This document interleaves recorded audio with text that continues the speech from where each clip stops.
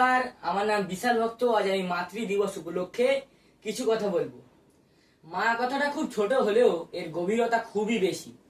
মা দিবসের কোনো নির্দিষ্ট দিন হয় না। মা সবাইকেই শাসন করে, কিন্তু এই শাসনকে ভুল বুঝলে হবে না। যার মা যত বেশি শাসন করে তার সন্তানকে, তার ভবিষ্যৎ তত বেশি উজ্জ্বল হয়। মা শাসন করলে মাথা নিচু করে থাকতে হয়, কারণ এই মাই আমাদেরকে এই পৃথিবীতে এনেছে।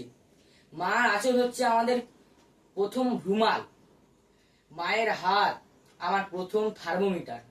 মা ছাড়া পুরো বাড়িটা শূন্য লাগে আমাদের, তাই না? মা আমার অক্সিজেন, শুধু আমারই না, সবার মাই তার ছেলের অক্সিজেন বা ছেলে বা মেয়ের অক্সিজেন। মায়ের বুক আমার প্রথম বালিশ। মাই প্রথম আমার সব কথা বুঝতে পারে। মায়ের অমৃত সুধা পান করেই আমরা বড় হয়েছি। তাই আমি চাইবো যে সকল মায়েদের তার সন্তানরা যাতে ভালো রাখুক, সুস্থ রাখুক এবং দেখাশোনা করুক, এবং মায়েদের কথা শুনুক এবং মায়েদের বাধ্য হয়ে চলুক। ভালো থাকুক পৃথিবীর সমস্ত মায়েরা। নমস্কার।